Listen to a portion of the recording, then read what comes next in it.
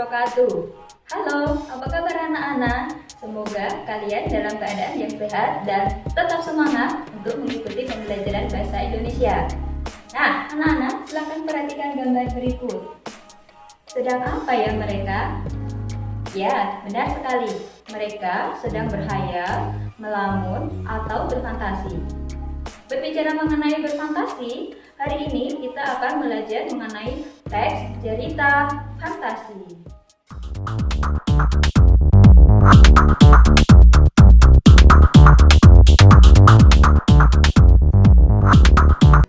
Fokus materi kita hari ini, kita akan belajar mengenai definisi, ciri, jenis, struktur, dan unsur kebahasaan dari teks cerita fantasi.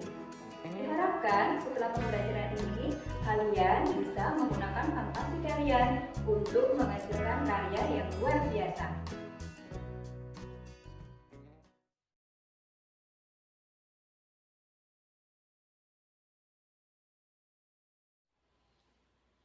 Fantasi dibagi menjadi dua, yaitu fantasi aktif dan fantasi pasif.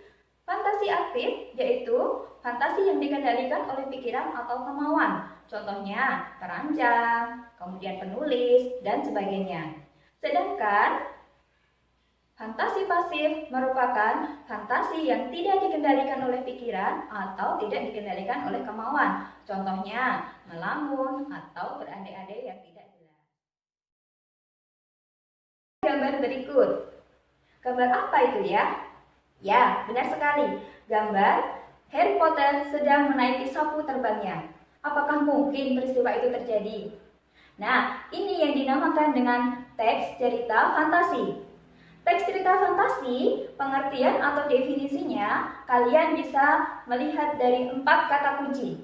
Kata kunci yang pertama yaitu peristiwa, kata kunci yang kedua yaitu alur cerita, kata kunci yang ketiga yaitu imajinatif, dan yang terakhir yaitu hayalan.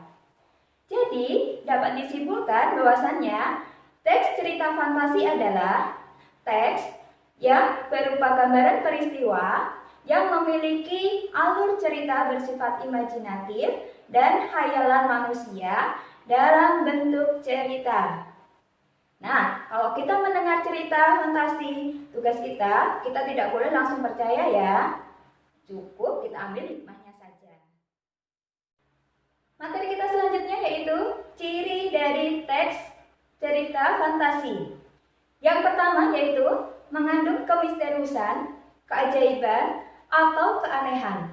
Hal ini terjadi pada peristiwa yang tidak mungkin menjadi peristiwa yang mungkin terjadi.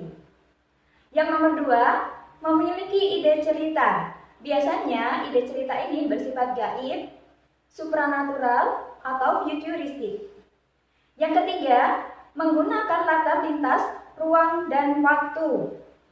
Yang keempat, tokoh memiliki kesaktian atau mengalami hal-hal yang bersifat unik. Yang kelima, bersifat fiksi. Fiksi sama dengan imajinasi ya, berarti sesuatu yang tidak nyata. Yang keenam, bahasa yang digunakan biasanya menggunakan bahasa informal atau bahasa sehari-hari. Masih semangat belajar kan? Kita lanjutkan ya. Jenis dari teks cerita fantasi. Ada 2, berdasarkan latar cerita dan berdasarkan kenyataan hidup sehari-hari. Berdasarkan latar cerita dibagi menjadi 2, yaitu latar waktu sejaman atau hanya satu masa saja, sekarang atau lampau. Sedangkan latar yang kedua, latar lintas waktu, yaitu gabungan antara sekarang dan lampau. Yang kedua, berdasarkan kenyataan hidup sehari-hari, dibedakan menjadi 2, yaitu cerita fantasi total dan cerita fantasi irisan. Cerita fantasi total yang merupakan ceritanya semuanya imajinasi atau hayalan, sedangkan yang irisan sebagian merupakan hayalan, sebagian merupakan kenyataan. Materi berikutnya yaitu struktur. Struktur teks cerita fantasi ada 4, yaitu orientasi, komplikasi, resolusi, dan koda.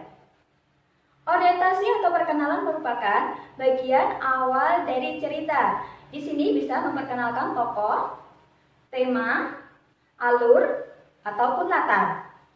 Yang kedua, komplikasi. Komplikasi atau permasalahan merupakan puncak dari permasalahan atau konflik di dalam cerita. Yang ketiga, resolusi atau bagian penyelesaian masalah. Dan yang terakhir, koda, amanat atau pesan yang disampaikan di dalam cerita.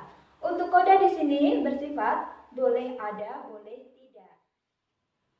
Materi yang kita bahas berikutnya yaitu unsur kebahasaan dari teks cerita fantasi.